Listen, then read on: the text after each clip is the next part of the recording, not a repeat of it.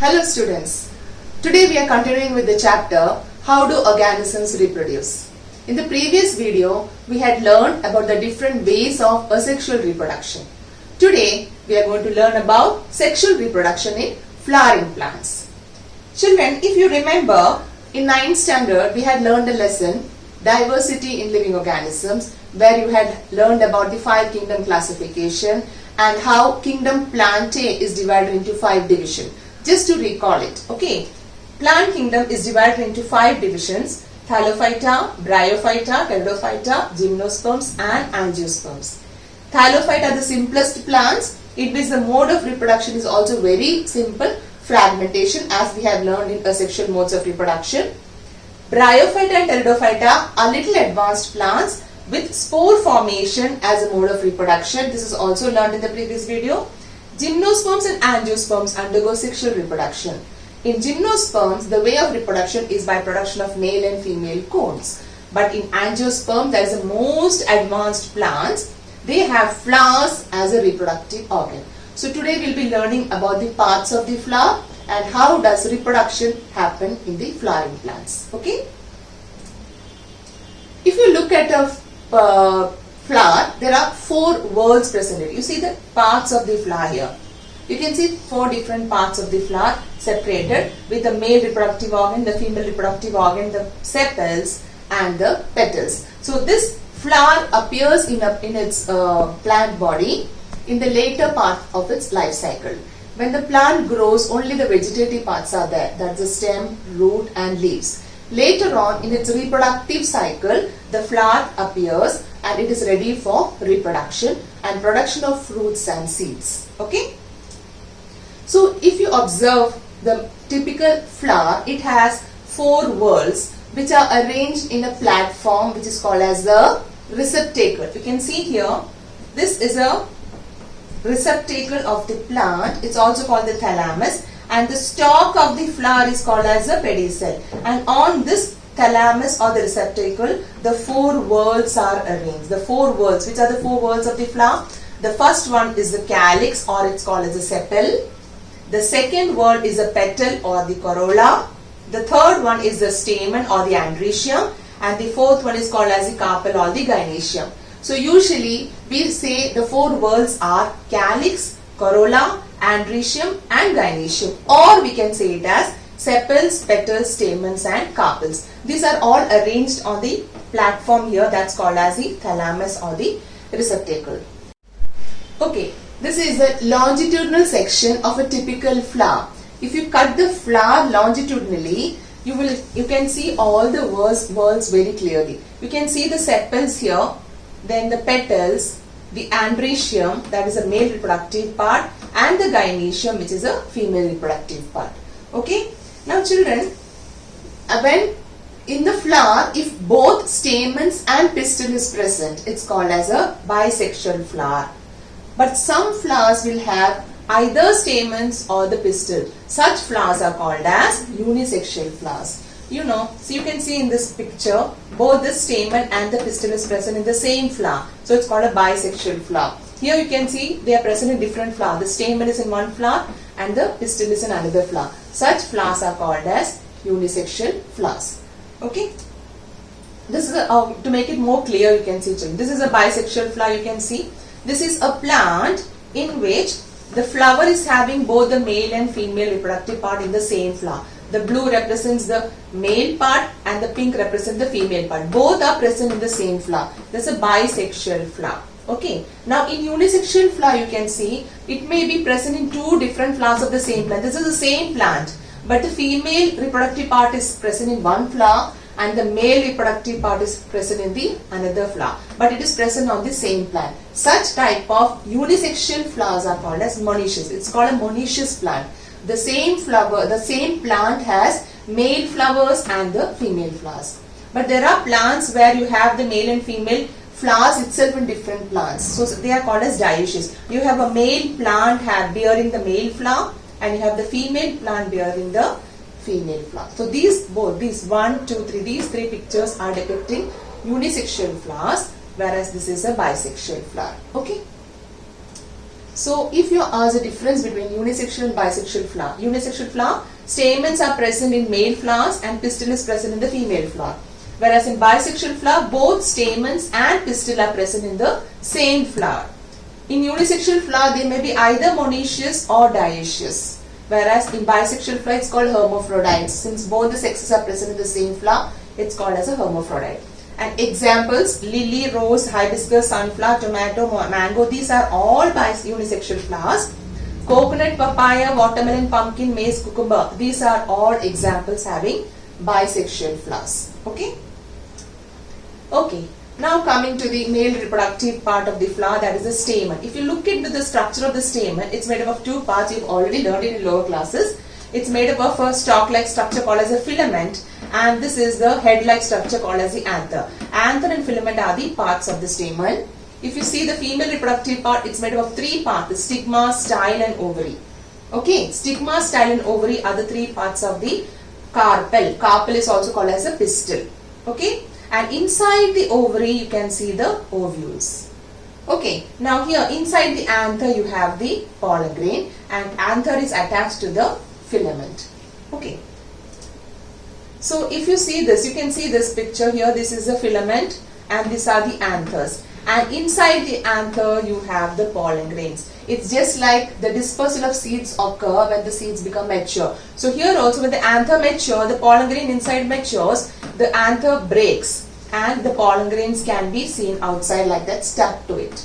Okay, so inside actually the anther is a 4-lobed structure, and each lobe contains pollen grains in it. You can see the pollen grains, the mature pollen grains are ready to be pollinated. And these are the pictures of different pollen grains. Each and every species of the plant has a different type of pollen grain. You can study the pollen grain and you can find out which family it belongs to. Okay. Now, what is there inside the pollen grain? We spoke just now that the stamen is made up of a filament, anther. Inside the anther you have the pollen grain. Now inside the pollen grain, in a young pollen grain, you have only one nucleus, that is a haploid nucleus. Haploid means just half the number. Okay, and as it matures, it undergoes mitosis, and this nucleus divides into two nuclei. It's called as generative nucleus, and it is called as this is the tube nucleus. So the one nucleus which is present here, it divides into two, generative and tube nucleus, as it matures. Now why these two nuclei are required, we'll be learning. Okay. Now if you look into the details of the pistil or the stamen, stigma, style and ovary. And what is present inside the ovary? You have the ovules. You can see these ovules are present, so many of them.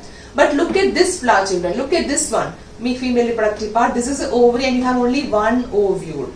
So you may have one ovule or many ovule depending upon the type of plants. If the flower is having only one ovule, this flower, when it converts into fruit, it will have only one seed. If this is a mango flower, if it is a flower of a mango tree, there is only one ovule and this will convert into seed, whereas this ovary will convert into fruit. So by looking into the seeds of a fruit, you can understand how many ovules were there in the flower. You can see here so many ovules are there. So when this converts into a fruit, ovary converts into a fruit, inside you will have so many seeds in it. Is it clear? Okay, this is a real picture of the flower, hibiscus flower, and this you will have to do in the class when you dissect the flower in longitudinal way. See, you can see all the whorls, the sepals you can see here, and the petals and the androecium. Actually in this the stamens are attached to the, in hibiscus flower, the stamens are attached to the style itself. And here this is, you can see the style, and this is the ovary. And you can see in the ovary so many ovules are present in the hibiscus plant. You will be wondering, so many ovules are there, they will convert into seed. But you know hibiscus, how does it reproduce? It reproduces by stem cutting. Even though it bears seed, but the seed cannot grow into a new plant. Okay, but the typical structure of a flower, you are always using the hibiscus flower to learn. Clear? Now inside the ovule, just now with stigma, style and ovary. Ovary, inside the ovary you have the ovules. If you go into detail what is there present inside the ovule, each ovule, here you have 6 ovules, isn't it? In every ovule you will have 1, 2, 3, 4, 5, 6, 7. How many cells? How many 1, 2, 3, 4, 5, 6. There are 6 types of nuclei in them. Clear? So this 1, 2, 3, these at the end of them are called as the antipodals. And the egg is present here at the base, which is surrounded by synergids. Clear? So you have 3 cells here. This is an egg cell, and which is surrounded by 2 cells called as the synergids, just like a bodyguard for the cell. Then you have 3 cells at the just opposite to the egg. It's called as the antipodals. Its function is to nourish this ovule. Clear? Until fertilization is done. And now in the middle you have the polar nuclei. Is it fine? So this ovule contains how many cells? 7 cells are there. Egg is present here. And you can see this is an opening through which the gamete or the male gamete has to come. So this place is called as a micropylar, and it's a pore through which the male gamete can enter. It's called as a micropylar end. Is it clear? Now, what is pollination? This also you have learned in lower classes. It's a transfer of pollen from one flower to another. That is from the stigma of a flower. It is the pollen is traveling from the anther of a flower to the stigma of the same flower, or it can be another flower. So the transfer of pollen from the anther to the stigma is called as pollination. You can see here it's one flower and the pollen grain is falling on the stigma of the same flower. It's also called pollination. How do you define pollination? Transfer of pollen from the anther to the sticky stigma by wind, animals, insects or water. So these pollen grains can travel by means of any of these means: wind, and insects, animals or water. So here you have examples of pollination by wind, pollination by birds, pollination by insects. Okay, and this is always required for cross-pollination. That is when it is moving from one plant to another plant. When the pollen grains have to move from one plant to another plant, all these media are required. You can see the insects, how it is moving from one plant to another. These are all examples of cross-pollination. So you can, this is a plant A, this is plant B. Okay. Now in plant A you can see this arrow showing that is the pollen grains are moving in the same flower. That is the pollen from the anther is going to the stigma of the same flower. So it is of course called self-pollination, and it is named as autogamy because only one flower is involved. Sometimes what happens is the pollen grains may be carried by wind, insects, etc. and falls on another flower of the same plant. Since it is the same plant, it's also called self-pollination. But since it is another flower of the same plant, it's called as geitonogamy. That is, self-pollination is of 2 types, autogamy and geitonogamy. If the pollen grain is falling in the same flower, stigma of the same flower, it's called autogamy. If it is falling in the stigma of another flower of the same plant, it's geitonogamy. But if the pollen grain travels from one plant to another plant, it's called as cross-pollination. That's what is written here. Self-pollination and cross-pollination. Pollination between flowers of the same plant. If it is of the same flower, it's called autogamy. If it is a different flower of the same plant, it's geitonogamy. But if the pollination occurs between flowers of 2 different plants, it is called allogamy. Is it clear? Okay. So here also, to make it more clear, you can see the self-pollination occurring in the same flower. The pollen grains are transferred to the stigma of the same flower, self-pollination. With cross-pollination, this is an insect, it is sucking the honey from it, but the pollen grains get attached to its legs, it is flying and it is going to another flower, so pollination has occurred. Okay? So how do you differentiate? Pollen grains are transferred to stigma of the same flower. Cross-pollination, it is carried to stigma of another flower. And this occurs in bisexual plants having anther and stigma maturing at the same time. Self-pollination, one condition is that the male and female reproductive organ should mature at the same time. But in cross-pollination, it is not required. It takes place in plants like wheat, peas, etc. Here it takes place in, examples are lady's finger, tomato, brinjal, etc. They have cross-pollination. Okay. Now, did you identify what is the structure? It's a pollen grain.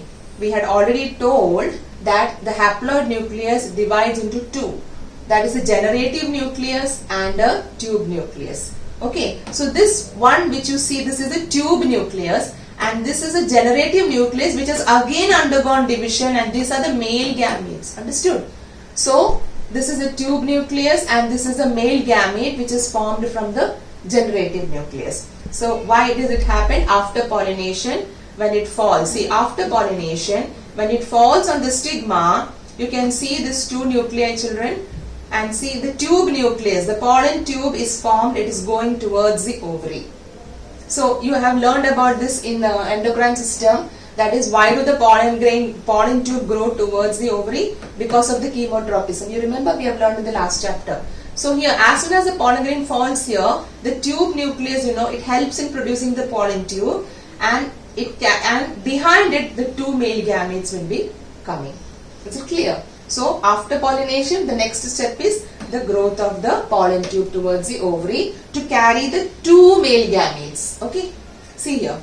The two sperm nuclei, the two male gametes, are being carried to this ovary. You can see this ovary and only one ovule is there, and inside the ovule can you see the antipodal cells, the two polar nuclei and the egg surrounded by the synergids. Okay, so these two male gametes has to enter into the ovule. This is only one ovule. What will be in the case of many ovules like this is, there are 4 ovules here. Yes, so many pollen grains will be falling now. So each and every pollen grain will form a pollen tube and they will enter into different ovules here. Is it clear? So how many ever ovules are there doesn't matter. Anyway, so many pollen grains are there. All of them will germinate a pollen tube so that they carry the male gametes into these ovules. Why 2 male gametes are required? That's what we are going to learn here. So here, see, the pollen tube has developed, and I told you it will enter through this base. This base part is called as the micropyle. Okay, and you have the egg here.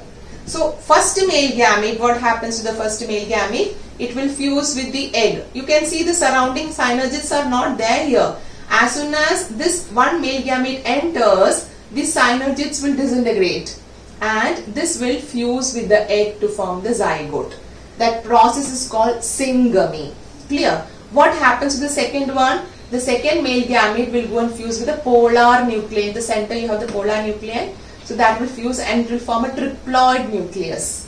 This is called triple fusion because there is a nucleus, 3 nuclei are fusing together. So this is called double fertilization because there are 2 male gametes involved. One male gamete fuses with the egg to form the zygote. That process is called syngamy. The second one fuses with the polar nuclei, which is called as the triploid nucleus. The process called as triple fusion. Since there are 2 fertilizations occurring in the flowering plants, it's called double fertilization. Okay, so if you are asked in the exam what is double fertilization, even if you write this much, you will get full marks. Double fertilization means it's a 2 process syngamy and triple fusion. What is syngamy? One male gamete plus egg giving zygote, and triple fusion, it is second male gamete combining with polar nuclei. So it's called triploid nucleus. So that is why it's called as double fertilization. You will be wondering why you require this two types of fertilizations. That also we'll learn now. Okay. You just see this video. You can see how nicely it's shown. This is the pollen tube. You can see. Okay, the pollen tube as it enters, it is fusing with the egg after disintegrating the synergid. And the second, you can see it is going and combining with the polar nuclei to form the triploid nucleus. Again, you can see one male gamete disintegrating this synergids and it is combining with the nuclei. Syngamy, process of syngamy occurring here to form zygote. Second process is triple fusion, which will result in the formation of triploid nucleus. And once a triploid nucleus is formed, all these cells will disintegrate. We have only the zygote and this triploid nucleus. And the triploid nucleus will divide continuously and it will fill the entire ovule because it has to nourish the growing embryo. That is called as an endosperm. Okay, so if you go see the ovule, you can see what happened after the fertilization. After the fertilization, all the antipodal cells, synergids disintegrate. The zygote will convert into embryo. This is an embryo, and this triploid nucleus will divide continuously to form the endosperm. Can you see? So now when it is converting into a seed, this outer part of the ovule, which is called as an integument, the ovule cover is called as integument. It slowly converts into the seed coat. Okay, and the zygote formed will convert into embryo, and this triploid nucleus will convert into endosperm. which is a nourishment for the embryo. Clear? So you can see what happens in a seed, how it's germinating. We already know that the embryo of a seed is made up of radicle and plumule. Okay. So this is a seed coat, and when it gets conditioned for germinating, you can see the first thing coming out is a radicle. Just at the tip of the radicle, that is at the upper part, that is joining with the cotyledon, just near the cotyledon, that is a place between the cotyledon and the radicle, is called the hypocotyle. You can see this green region, this is called the hypocotyle. It is actually connecting the cotyledon with the radicle. This is a radicle, and this hypocotyle helps in pushing the radicle further down. Similarly, you also have epicotyle. This is epicotyle, that is between the cotyledon and the plumule. The plumule gives rise to shoot system.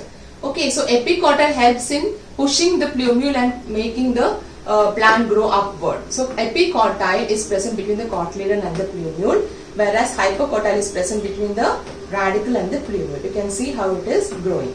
The cotyledon has its function until the leaves are produced and photosynthesizes. Okay. So a quick look into what has happened. First thing, pollination. The pollen grain has fallen, pollen tube formed, 2 male gametes entered, double fertilization. Then you have only two cells here, zygote and the endosperm nucleus. Endosperm has filled the cell. The embryo, when it gets the conditions for germination, it starts germinating and forms the seedling. Clear? Now this one is very important because you have it for your practicals. You have to observe the parts of the seed, and not in the microscope, you can observe the parts of the seed and you have to label. So you can get these practical based questions in the exam also. So observe carefully. This thing, the outer part is called as the seed coat. Inside the seed coat you have the cotyledon. Okay, seed coat, cotyledon. Now what is coming out first? That is a radicle which gives rise to the shoot system. But who is helping in radicle in pushing it down? That is a hypocotyle. It is just between the cotyledon and the radicle. Similarly, you can see this is a plumule. At the base of the plumule, which is an epicotyle. Epicotyle is between the plumule and the cotyledon. And this epicotyle helps in pushing the growth of the plumule. Okay. So, and in this seed you can see this hilum. What is hilum and what is micropyle? Micropyle is a region, if you observe this ovule children, micropyle was this region. Okay, this region was a micropyle and this becomes a seed pore later on. Okay, and what is a hilum? You see these ovules are attached here.